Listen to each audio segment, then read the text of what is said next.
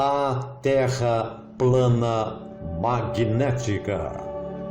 Desde o início do despertar da Terra plana, tem havido muitas tentativas de modelar os movimentos dos céus em cima de projeções planas. Foi então apresentado o modelo circular, o modelo quadrado e outras projeções como a diamante. Todas falharam até agora ao se fazer um modelo preciso e verificável que mostre o que realmente está acontecendo em nosso mundo. Foi através de pesquisas, modelagens e experimentos que deixaram muito claro que todos os modelos atuais estão errados. A principal razão para isso é porque todos começam com a premissa errada de que os trópicos formam os caminhos reais dos objetos físicos, como o Sol ou a Lua.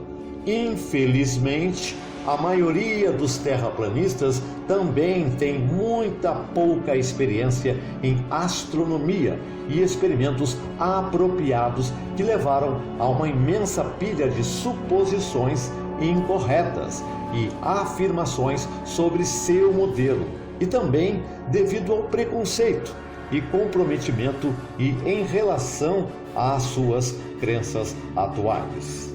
Em resultado determinado foi de um Sol de 39,8 milhas de diâmetro, sendo o Sol um objeto muito pequeno comparado ao tamanho da Terra. Em breve, você vai descobrir que na maioria dos casos, os ângulos azimutais nunca funcionarão com um objeto próximo e pequeno.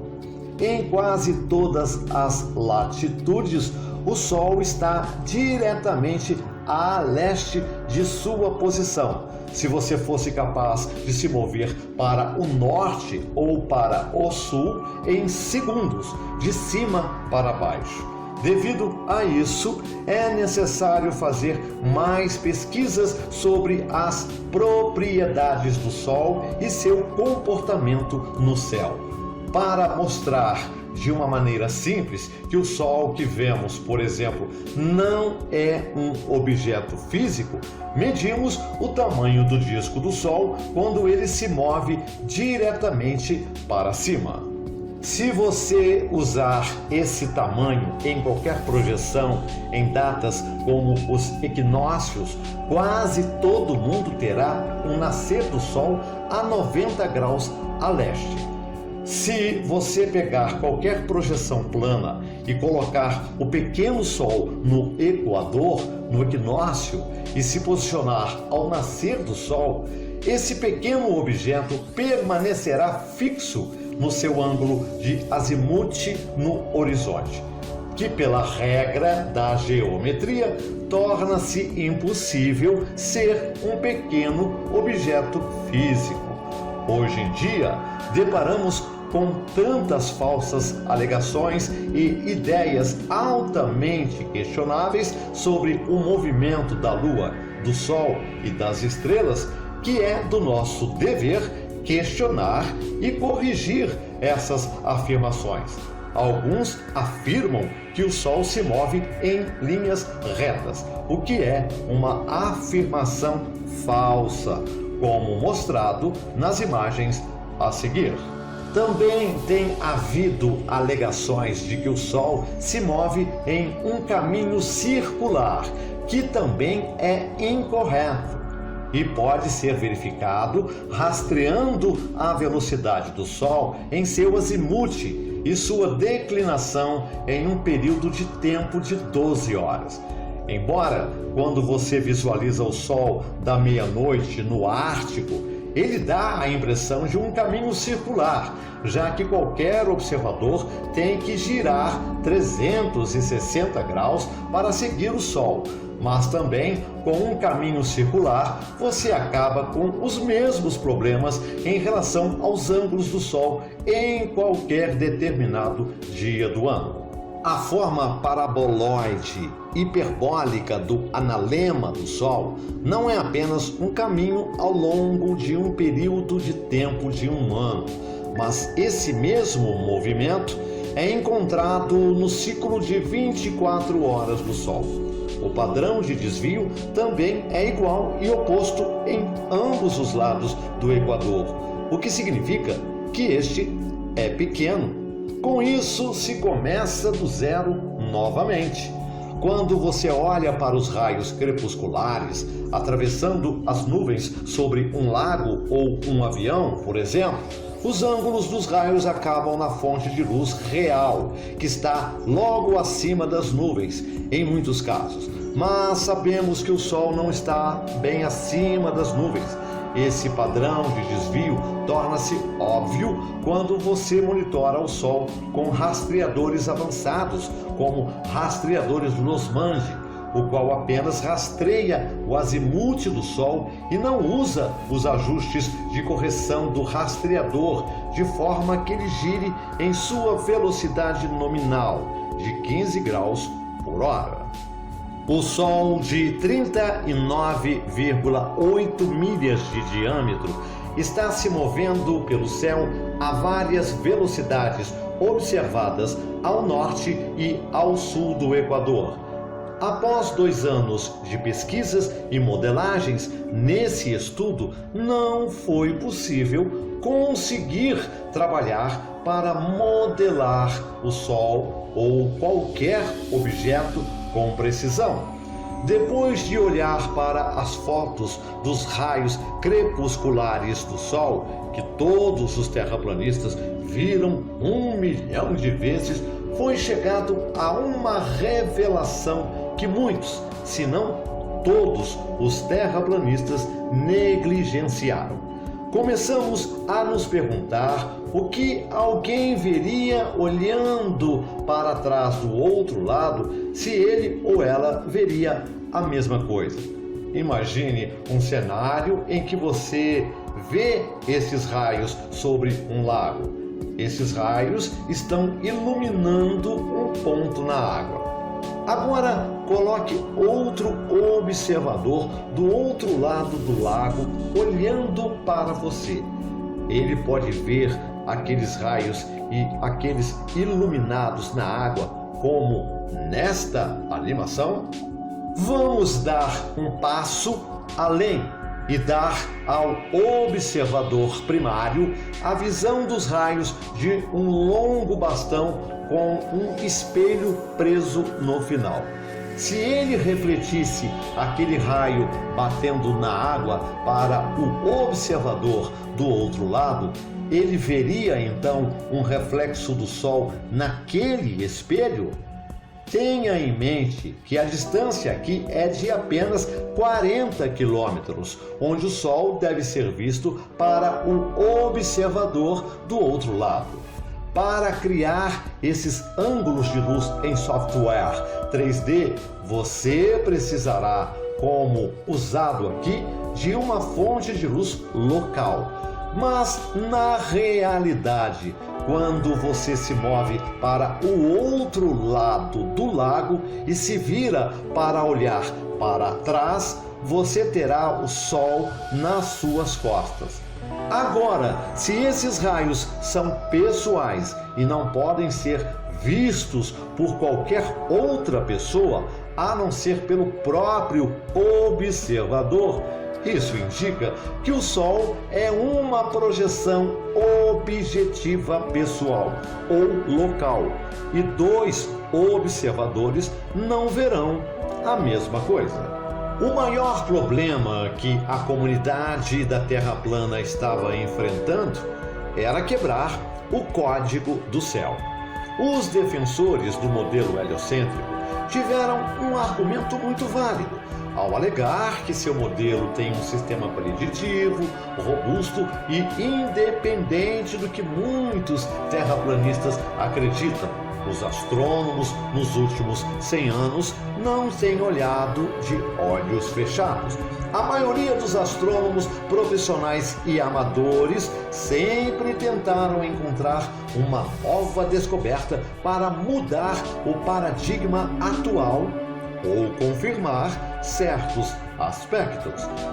Para dar um exemplo das capacidades preditivas do sistema matemático de previsão, que é o sistema heliocêntrico, os astrofotógrafos podem procurar coordenadas do céu para objetos como aglomerados estelares de nebulosas ou galáxias, por falta de um termo melhor, que são completamente invisíveis ao se ver aos olhos nus ou com um telescópio de alta potência. Em seguida, eles abrem a abertura por um longo tempo e, quando feitos a tempo suficiente e na faixa de cores correta, os objetos ficam perfeitamente visíveis. Isso é algo que todo mundo tem que perceber, que não haveria um mercado para rastreadores e telescópios se o modelo deles estivesse incorreto a esse respeito. Em vez de tentar encontrar buracos em seus algoritmos usados para prever o que alguns de nós negamos como comunidade, devemos aceitar esse fato e agradecer todo o trabalho duro que tem sido feito para nós e utilizar esses dados ao nosso proveito. O que está sendo feito aqui é simplesmente aplicar esses algoritmos e construí-los em cima de uma construção física para tornar o conceito não apenas uma possibilidade real, mas considerando o fato de que a astronomia moderna já está mudando para o modelo plano. No modelo do universo elétrico, este modelo eletromagnético plano é muito melhor explicável e demonstrável do que a hipótese atual, que é o universo newtoniano ou einsteiniano.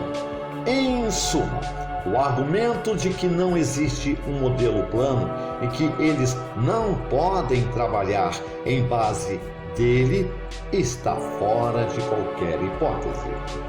O ônus da prova agora está em ambos os campos para verificar empiricamente qual deles está correto.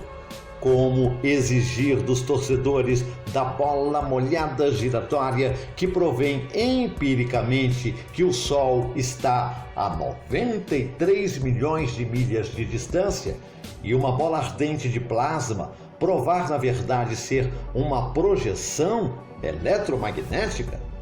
Impossível. Porém, na Terra plana é completamente lógico essa possibilidade. E como temos recebido a desculpa de que a análise espectral mostra hidrogênio e hélio, isso não será contado, já que a luz do Sol está interagindo com as camadas superiores da atmosfera, que por gradiente de densidade seriam, você adivinhou, hidrogênio e hélio. De volta ao modelo. De acordo com essa configuração atual, temos o Sol se movendo em um círculo perfeito em torno do observador, onde os dados de tempo e posição estão corretos. Mas é um consenso que o Sol real permanece a uma taxa constante de velocidade. Isso é feito colocando o Sol objetivo a uma distância igual do observador, mas com base na mudança de tamanho angular e na velocidade do azimute e da declinação, o Sol apresenta todos os tipos de variações em seu caminho. Portanto, as mudanças de velocidade observadas, que são iguais, mas opostas ao norte e ao sul, devem ser criadas pelas próprias dimensões do campo em mudança. Isso também é esperado, pois as linhas do campo eletromagnético mudam de tamanho quando outra fonte carregada está em sua vizinhança. Para resolver este problema e, portanto, criar um layout perfeito das linhas de campo, tem que ser feito as mudanças de velocidade e tamanho angular alteradas com base na distância criada ou perdida pelo objeto objetivo, dando uma perspectiva 3D do caminho. Porém, para fazer isso, é necessário assumir que o objeto de origem tem uma órbita fixa a uma velocidade constante durante todo o ano. E as mudanças nas estações são criadas pela mudança atual no campo. Assim, entre cada incremento de tempo, o Sol objetivo deve percorrer uma distância igual no espaço 3D. Essa é a fórmula que se procura criar em um visual do movimento de uma linha de campo, bem como o movimento de todo o campo.